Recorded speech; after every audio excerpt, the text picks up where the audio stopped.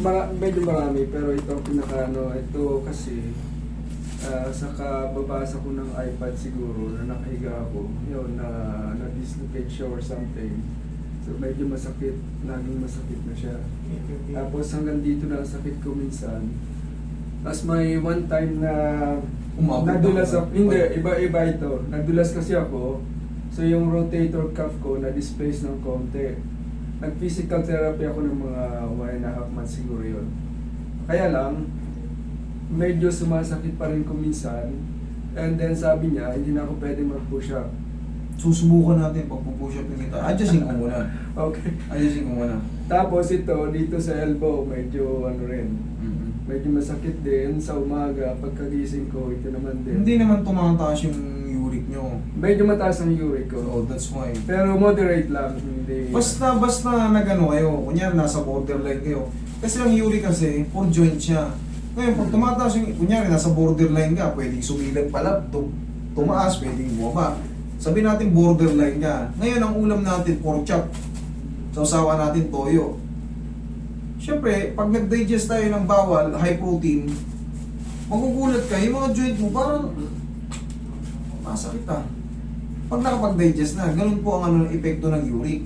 Kaya tinatanong ko, kahit wala kang files, inoobserbahan ko na kung ano yung magiging ano. Kasi, sinasabi mo, bigla-bigla, minsan may biglang... Hindi, ito talaga, nadulas ako, tapos doon ginanon ko, talagang ano ito, Mabigla siya. Na-displace. Oo, talagang nag-physical therapy. Doon, wala. Ito wala. Basta na sumakit. Hindi masakit, parang chronic siya, chronic. So ngayon, medyo masakit siya. Ito. Chronic siya, okay. Kasi nga sir, pabalik-balik lang. Ibig sabihin ng chronic, matagal na siya dyan ngayon. Minsan, gumiginhawa. Minsan, nagpaparamdam, sumasakit-sakit. Yun na yung pagka nakakain nga tayo ng bawal. Base rin sa inyo, sabi nyo nga, hindi naman sa tumataas ang todo, pero high na siya. Kung mga pintuan. Tignan ko muna ito. Pag ganito medyo, ko, okay lang. pag ganito, Okay lang. Hindi ito ang dito sa banda rito. sa banda, Dito sa banda rito, dyan in the banda. sense na halos wala na akong force na gano'n. Yan, masakit pag ginanon ko. Grip mo nga ako. Sige, tanggalin mo muna. Sir, tanggalin mo muna. Grip mo nga ako. Paano? Ganon? Ano eh, basta grip mo nga ako. Yan na yan? Oo. Kabila. Dito, usog mo dito para, yan, lakasan mo. Walang masakit. Wala. Sa kabila. Sige, grip mo ko na malakas. Nanginginig, yan na yan? Oo, may masakit din. O yun, yun yung sabi. Ibig sabihin, may deep breath. Tsaka, habang nilalakasan mo, hindi naman nalalakasan, nanginginig na eh. Kaya tinatanong ko kung yun na yun. Okay. Ngayon mag-radiate siya rito. May sumasakit Oo. niya. Okay. Sige. Ibig sabihin, humihina talaga siya. Kasi nanginginig-nginig.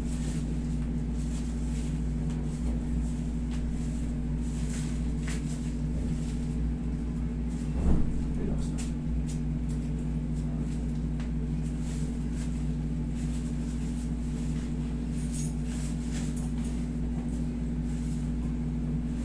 Celery rin sir ang bagay sa'yo. Celery, carrots, pineapple. Bilad lang din sa araw. Katulad nyo kanina, ang taas ng uric niya, 8.50. Ang reference range niyan kasi dalawa. Pinsan, 6 point something. Yung last, 7.1. Yun ang reference range niyan. Pag lumampas ka, nag 7.2 ka na, ano na yan? Alarm na rin yan.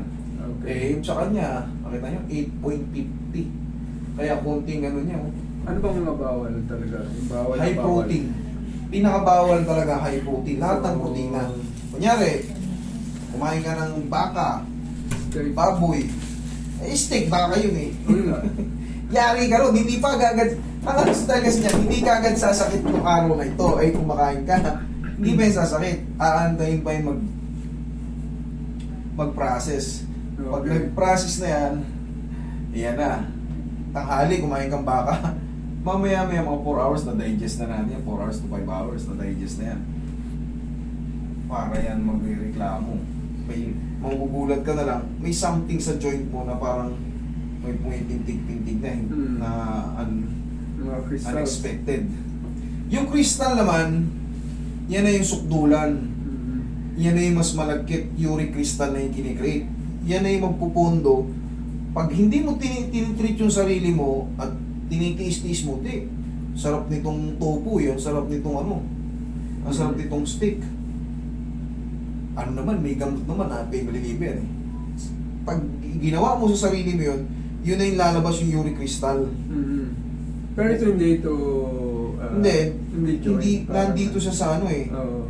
Nandito siya sa ano eh. Mm. Malalaman mo pag may uric crystal ka, bukol-bukol na yung ano. Oo. Mm. Sa junction mo na yan. Base sa'yo kasi, dito. Oo, yan. Saka dito. Parang Oh, kasi dito, nag-radiate, oh. kasi dito walang joint. Buo yan. Mm. Buo yan. Yan. Buo yan. Mm. Okay. Dito, mga puro joint. Yan, sa mga daliri, basta sa mga daliri, dyan. Pag Mm. nag-react yan dyan, possible uric. Pero pagka kasama na yung ganito, baka hindi na uric. Baka sprain or something. Pero ang Maybe. tagal na eh. Hindi nakatanggal. Subukan natin ngayon. Nandito ka na eh. Tingnan natin kung kailangan na maramdaman mo yung pain na nararamdaman mo kaninang ganito. Kailangan yan. May pain pa siya pero mas parang kaya ko na ngayon. Okay. Ganun ang kailangan. Hindi pwedeng pag grip mo sa akin, lalong humina ako. Kasi mas lalo sumakit. Hindi mo pwede. Kailangan. Okay, okay. Tapos, siyempre, habang lumilipas sa mga araw, naghihilom pa yung nakreate niyang damage sa loob, day by day, hanggang sa wala na. Pero ano lang to, mga 4 to 5 days lang, malalaman mo na kagad yung result eh. Okay. Pero mamaya, may result na kagaya nga na sabi ko, yung ganito, kailangan, hindi na siya ganun kasakit, mas bearable ko na siya. Hopefully, ganun ang kalabasan.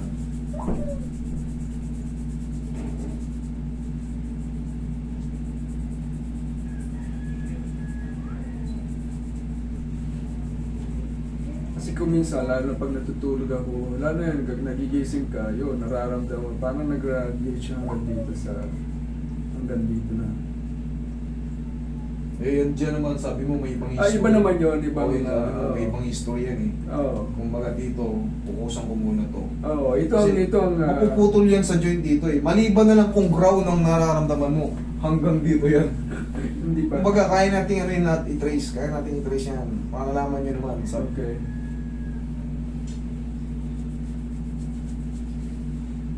I-rub mo yung kamay mo parehas. Sige. Sige, lakasan mo.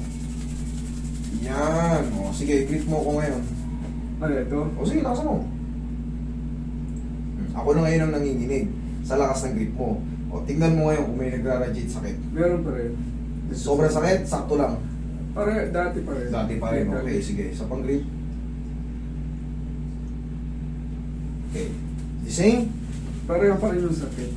Dito sa banda. Bawa, ano natin. Adjust pa natin.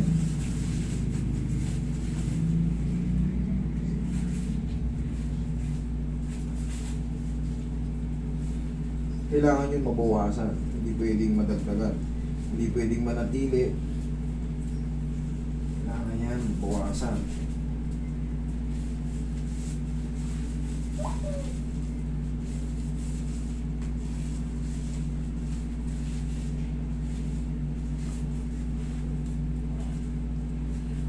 Pengi pa uli Roy, konti.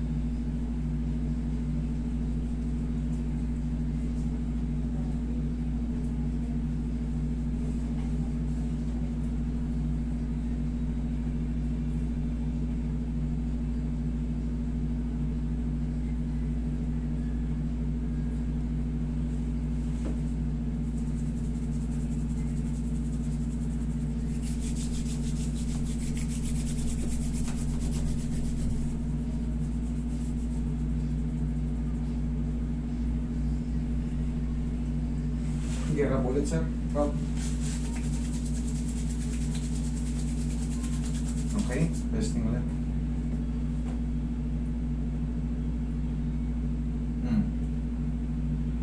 Sige, piti mo. May force na ako, pero ano pa rin yung sakit. May force ka na, pero... Pero dati, diba, mahina, ikaw ang nagiginig. Oo. Ngayon, ako na yung nasasaktan. Pero siyempre, gaya nga nasabi ko, pag may changes na at positive, at least, tandaan nyo palaging ganun. Kailangan humihina siya, humihina yung pain, nagbabago yung lakas nyo. Mhm. Tapos, waiting lang tayo ng 4 to 5 days, observation. Pag palakas ka na ng palakas, ay thank you Lord. Pero pagka, Master, parang, Safe pa rin. oo, parang bumalik ulit, yung humina ulit. Pero pag palakas ng palakas, very good. And ngayon, medyo, May grip na ako ngayon. Oo, pero, diba? pero sabihin, yung sakit nga dito, lalo na... the same pa rin. Oh, ano ba ito? May iba bang ano ko? Hindi, malalaman mo naman kasi pag masakit kagad dyan, pag pinindot ko tong joint mo, magre-react ka na kagad. Yan, masakit. Ngayon, dito, masakit siya. Dito. Uh, Kaya pag may mali na dyan mo palang malalaman pag pinindot sa joint. Ngayon, adjust pa natin. For the, ano ngayon, medyo nagbago na yung grip niya, lumakas na. Oo, nakaka-grip na ako. Hindi...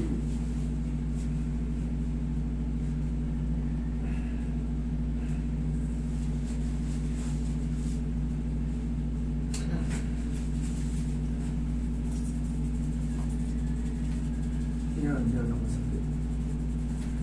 Nirarab lang natin yan.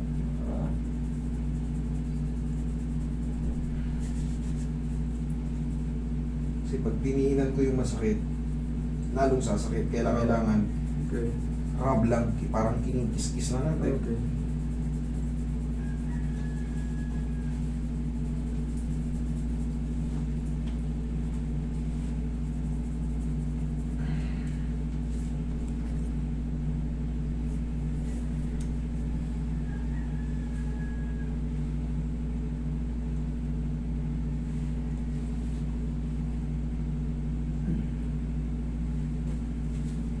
Last.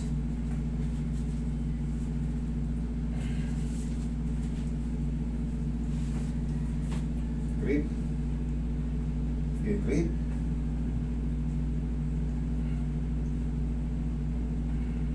Okay. At isa ka grip na ako. Okay, thank you.